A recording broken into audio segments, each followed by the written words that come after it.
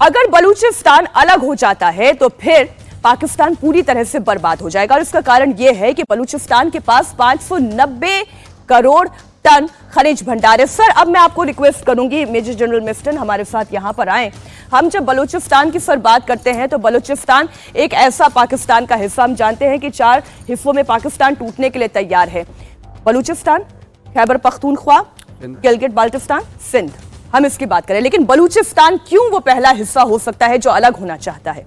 Sir, मैं अपने तजुर्बे, जब मैं अफगानिस्तान में था तकरीबन 3 साल एज अ डिफेंस अटैचे भारतीय एम्बेसी ऑफ इंडिया काबुल में, उस बेसिस पे बोलना चाहता हूँ कि इधर नॉर्थ को है अफगानिस्तान, ये अफगानिस्तान है, यहाँ पर है ये कंधार, ये क्वेटा है इधर, और ये चमन पास है, ये आपका क्वेटा, और यहाँ नीचे ये देखिए ये है ये ग्वादर पोर्ट, ये बहुत जरूरी चीज है, बिल्कुल ये ग्वादर पोर्ट है, ठीक है।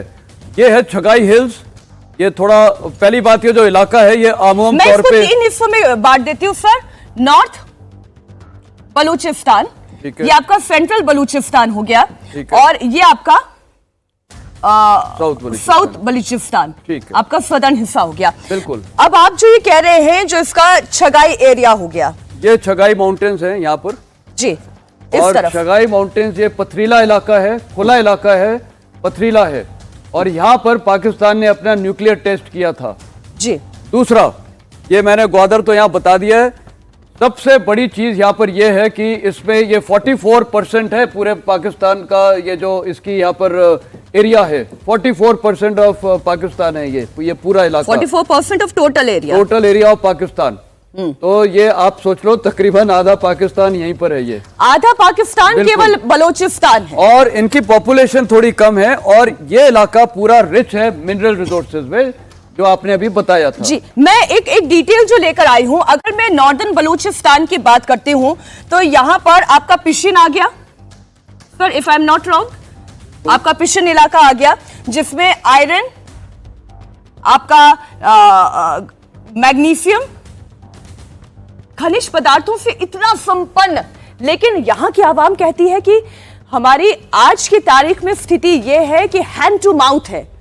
क्यों ऐसा हुआ इनके साथ? क्योंकि पाकिस्तान की सेना ने इनको गरीब रखा हुआ, इनको एक्सप्लॉइट किया। और आपको बता दें हिस्टोरिकली, जब हिंदुस्तान के ये अंग्रेजों ने हमारा बंटवारा करके एक आर्टिफिशियल स्टेट पाकिस्तान क्रिएट किया था जी, उसमें बलूचिस्तान यहाँ पर किंग ऑफ कलाट था, ये इस इलाके में ये जो सेंट्रल है कलाट स्टेट था, और कलाट ने अपने को इंडिपेंडेंट घोषित किया था, और जो किंग ऑफ कलाट ने, और ये पहला देश है जो 227 डेज आजाद था।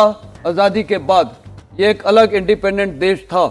उसके बाद पाकिस्तान के ये जिन्ना ने कोशिश की, पहले तो कश्मीर में उन्होंने भेजा रेडर्स को, उसके बाद उसने एक मेजर जनरल अकबर खान था, उसके अंडर में यहाँ पर ग्वादर के इलाके से और ये इधर इस इलाके से क्वेटा से आके उन्होंने कुछ सेना भेजी और यहाँ के किंग ऑफ कलाट को बिल्कुल पकड़ लिया और उसको फोर्स करा दिया ट्रीटी साइन करने को, लेकिन कलाट का जो भाई था वो नहीं माना, और तब से लेके आज तक 1948 से लेके आज तक बलूची अपने इंडिपेंडेंस के लिए लड़ रहे हैं।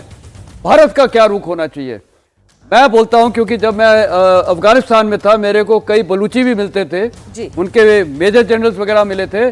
पहली बात, इतना वहां पर पाकिस्तान ने हैवानियत मचा रखी थी कि ये जो यहाँ के लोग थे जो पाकिस्तान सेना के खिलाफ खड़े होते थे उनको हेलीकॉप्टर में बिठाते थे, और मैंने आपको बताया पूरा इलाका इस ऊपर वाला पथरीला है, ये पथरीले इलाके में हेलीकॉप्टर से लोगों को जिंदा फेंकते थे गांव वाले के सामने। इतना दहशत, ये प्रोफेशनल आर्मी है, ये तो मैं आपको लाइव बता रहा हूं। तो इसीलिए ये आपने देखा ये जो ट्रेन पर हाईजैक जफर ट्रेन एक्सप्रेस हुआ है, तो ये अभी मेरे को खुशी है कि उन्होंने अपना इंडिपेंडेंस अनाउंस कर दिया है। भारत को क्या करना चाहिए?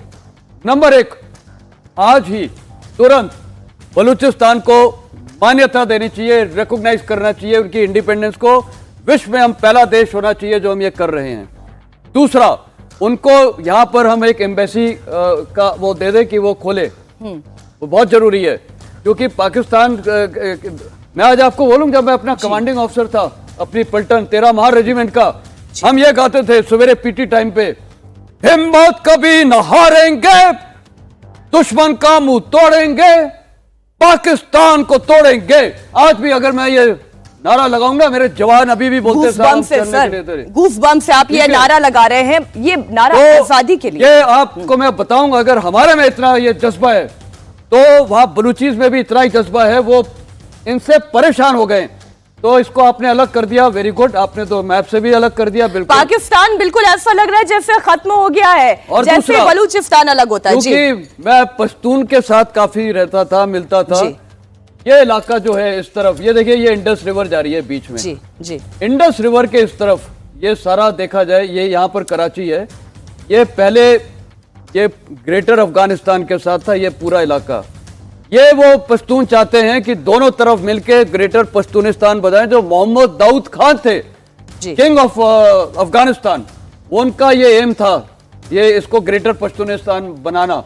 तो ये फिर ये ड्यूरेंट लाइन यहाँ अंग्रेजों ने बना के वो चले गए। जो ये सारी मुसीबत है अंग्रेजों ने करके गए इस इलाके में। वैसे कहा उन्होंने मुसीबत पैदा नहीं की, ये तो सवाल हम आज तक पूछ रहे हैं। आजादी के इतने साल बीत गए, लेकिन सर अब एक जो मॉडर्न सिचुएशन में हमारे सामने दिक्कत है, भारत पाकिस्तान के खिलाफ जंग लड़ रहा था, जंग या यूं कहे कि ऑपरेशन सिंदूर चला रहा था, जंग की परिस्थिति बनती चली जा रही थी। तो ऐसे में कोई भी मुल्क क्या एक्सपेक्ट करता है कि जिसकी मदद भारत ने की है वो भारत के साथ खड़ा हुआ दिखाई दे।